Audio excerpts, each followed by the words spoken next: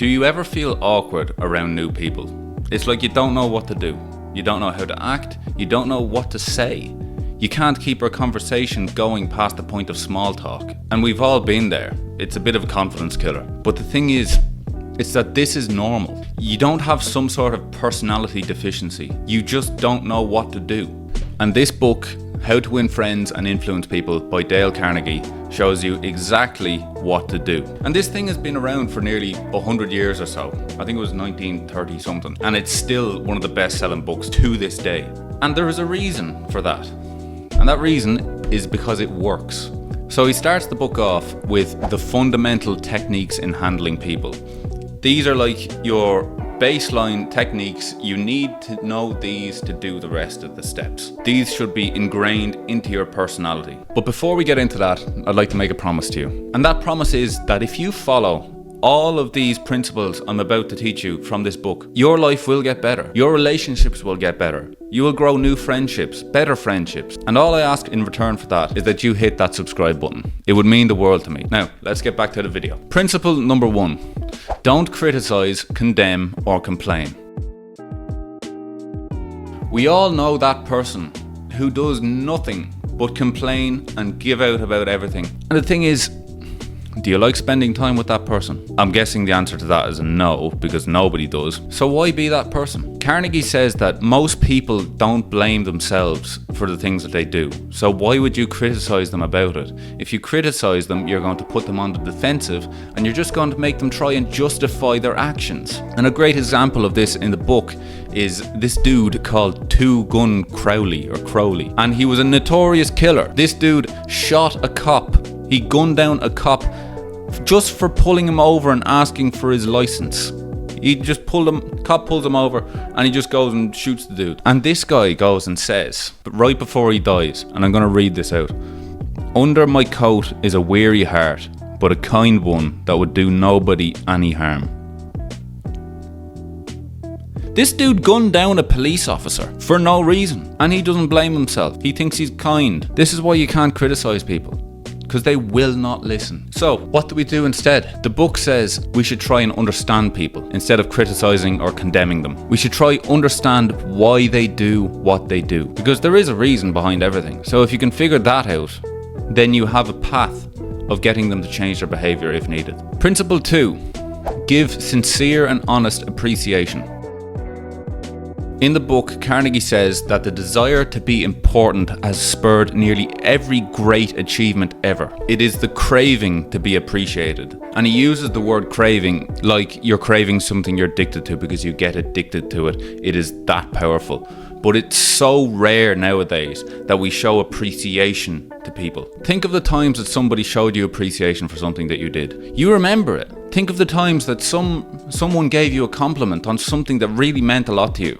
You remember it. It means a lot. And it can make your day. It can make someone's day. So if you're going to a petrol station and the dude behind the till, and he's looking like he really does not want to be there, which everyone behind a till in a petrol station is, give the dude a compliment. Find something cool about him. Say, "I wish I had your hair."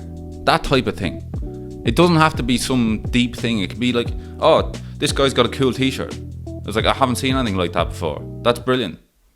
Say, "I love the t-shirt, man." That's it. That's all you have to do. Or if you're a leader, someone does a job for you and you actually really think they did a really good job, say it to them, because nobody else will. And if you say it to them, they're more likely to do a good job in the future. They're more likely to put more effort in because they want that praise. They want that appreciation for doing the work. Principle number 3, arouse in the other person an eager want. Now, what this principle pretty much means is don't tell people to do things. Figure out ways to make them want to do things. Figure out what their incentives are and play to that. Because if you think about it, you only really care about what you want. When it comes to the end of the day, that's what's going on. Most people only really care about what they want. So why would you think that somebody else will put that before what they want? Why would they put your wants before their wants? Yeah, maybe you might be above them in a certain corporation or something, and they might have to follow your orders, but there's going to be some resentment to that if they don't want to do it. You have to talk in terms of what the other person wants. Show them what the benefits for them are. not what the benefits for you are. So if you're trying to persuade a friend to start the gym, talk about what it's going to do for him. Talk about how good he's going to feel after it. He's going to build some muscle. He's going to be looking better. He's going to get girls, maybe. But talk in terms of what the other person gets out of it, and you will make them want to do it. Now that we understand those 3 fundamental techniques in handling people, we move on to the next chapter, which is 6 ways to make people like you. Number 1, become genuinely interested in other people. Stop trying to be an interesting person and show how interesting you are. You can be the most interesting person in a room just by being the most interested in other people. Listen to what people have to say. Become interested in their lives. Carnegie gives a really good analogy here, and he relates it to dogs. Everybody loves dogs, and if you don't, there might be something wrong with you.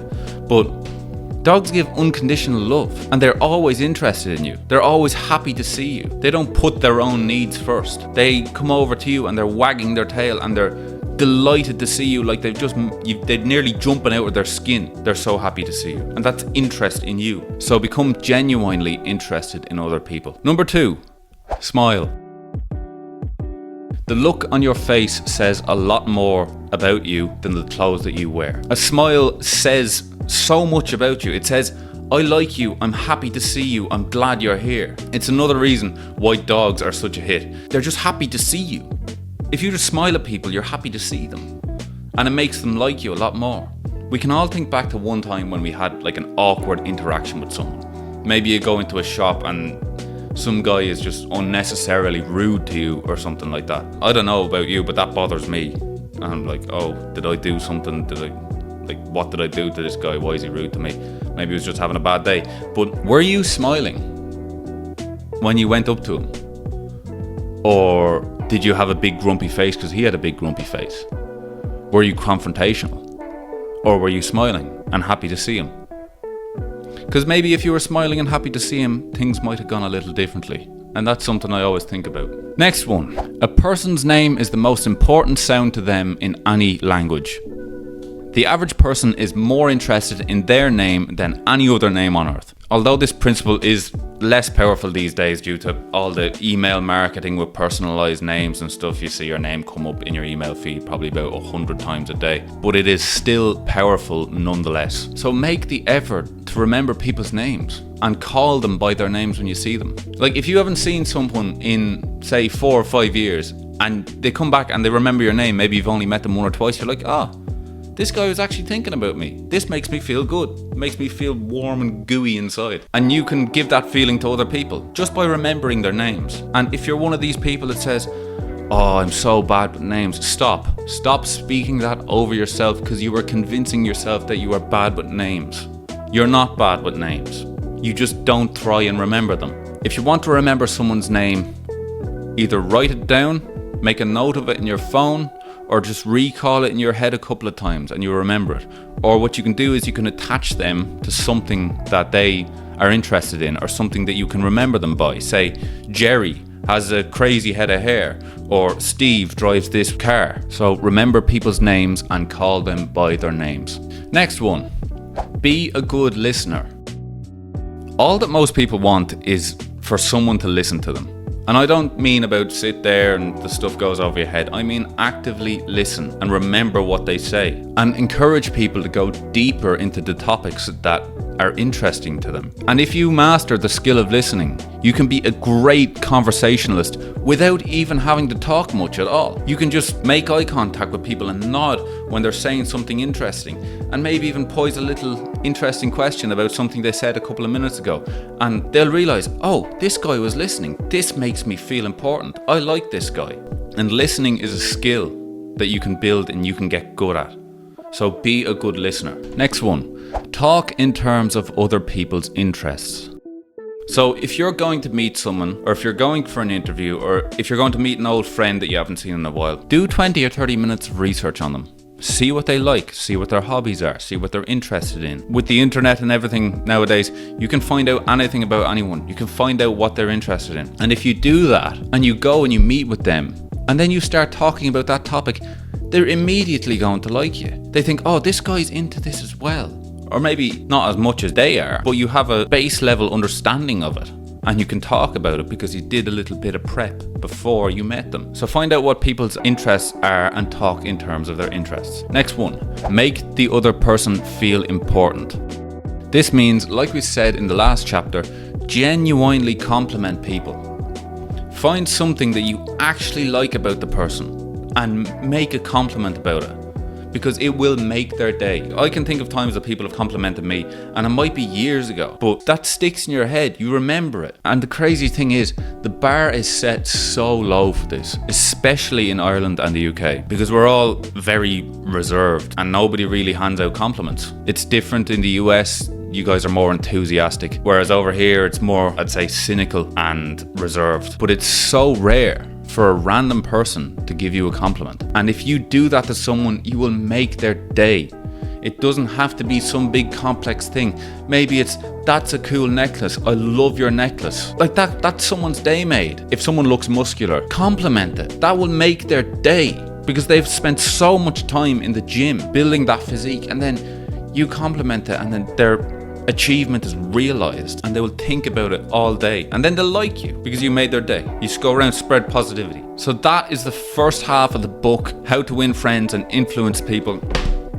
And to go back over it, first we have the fundamental techniques in handling people. Principle 1, don't criticize, condemn or complain. Principle 2, give honest and sincere appreciation. Principle 3, arouse in the other person an eager want. Then we had the 6 ways to make people like you. Number 1, become genuinely interested in other people. Number 2, smile. Number 3, remember people's names and say it to them. Number 4, be a good listener. Number 5, talk in terms of other people's interests. And number 6, make the other person feel important. And if you internalize these things and you do these things, I promise you, you will become a captivating person. People will love you. You'll be like a puppy. Everyone loves a fucking puppy. People will love you, but you have to ingrain these things and practice them every day. Because nobody, well, maybe some people are born like this, but that's probably 1 in a billion or something. But you have to practice these things every day. And when you do, it will change your life. That's all I have for today. If you liked the video, I would greatly appreciate it if you liked the video. If you didn't like the video, don't like the video. And if you want to hear more from me, I'd appreciate it if you hit that subscribe button and the little ding-a-ling notification bell. And I will see you in the next video, where I'll probably do the other 2 chapters. Bye.